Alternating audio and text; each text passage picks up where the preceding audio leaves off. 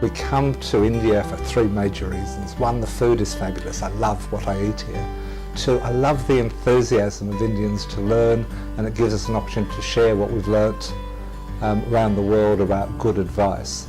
And thirdly, I think we can make a contribution here. What we do is actually good for advisors, it's good for the country, it's good for investors.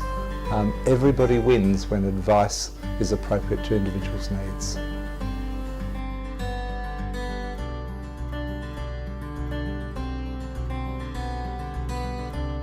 You know, every country I go to, people tell me the same thing. They say, you know what, our clients are different, our markets are different, and our regulators don't know what they're doing. Fundamentally, we're all very similar. Wherever we go, we work in 20-odd countries, and the stories are pretty much the same. Advisors come from two sorts: those that simply just want to do a transaction as fast as possible, and those that want to do the best possible they can for their clients. And the move around the world is away from transaction towards professional advice, and that's one of the reasons we love coming to India.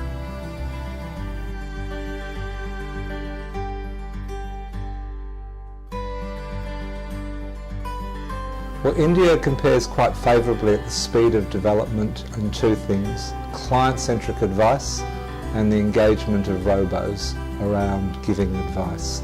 So as I wander around the world, and I get to, in any one year, maybe 10 countries, we see the same major trends. Regulation is pushing advisors to take more attention to individual client needs, and the use of technology to make that a little easier.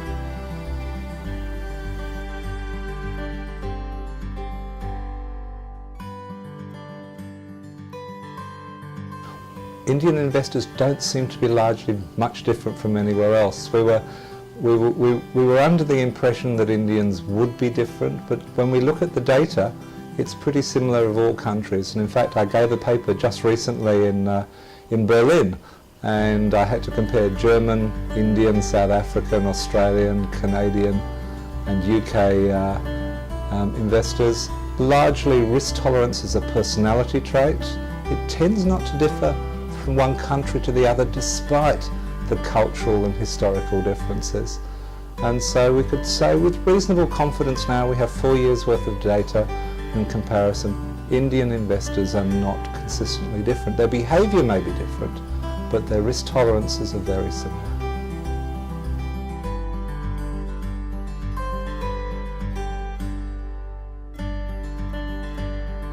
Indian regulation is aligning pretty much with what's happening in other countries. After 2008, there was this sense that the free market had exploited individual investors in every place we work, and regulation is working its way through to rebalance the relationship, the asymmetry of knowledge, if you will. So in the UK, which was probably the leaders in moving towards fiduciary or personal advice, other countries have followed, and when I look at the Indian regulation, it has some of the best characteristics of the UK regulation, and it's certainly not behind what's happening in other countries, US particularly, Australia, or even Europe. Perhaps the uniqueness of the Indian proposition is that it's optional, that if you want to become a professional in India, you've still got the option to do so. You can still be a salesman. In other countries, they are pushing advisors to actually have higher professional standards, and that's probably the single most significant difference. Almost invariably, the people I meet are open-minded, but they have to balance off short-term versus long-term. Their KPIs are about sales, they're not about the quality of sales. So I meet some very nice people. Their challenge is to manage their lives to be consistent with good outcomes and feed their children. And that's the great difficulty for people in large organisations. Their roles are pretty much predetermined. Having said that, over the 5-6 years I've been coming, each year it becomes easier to develop relationships with larger corporates. And this year we will have at least one, maybe two or even three, where our particular suitability methodology will be brought to a large number of clients, much larger than we've ever been able to do before. So it's a hard process to engage enterprises and their senior managers, but they're beginning to move in a solid way towards looking after their clients and not just making sales.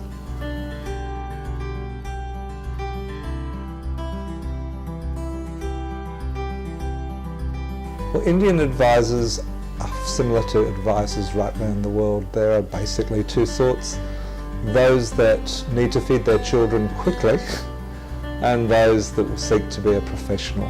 And it's often very difficult for those who are used to just being sales oriented to make the shift.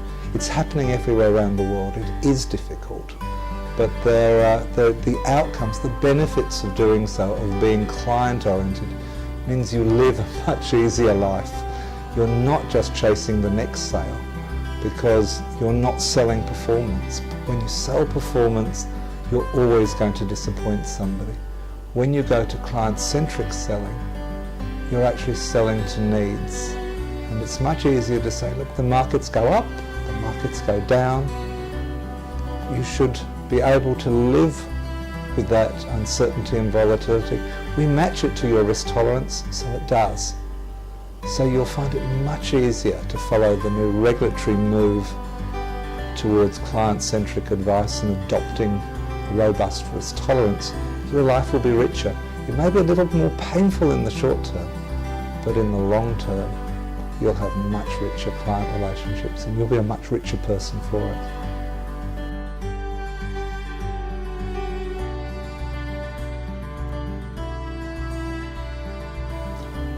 The classical Indian question is, you've just done some work, it's a very long report, can you summarise it for me in 30 seconds? And of course the answer is I can.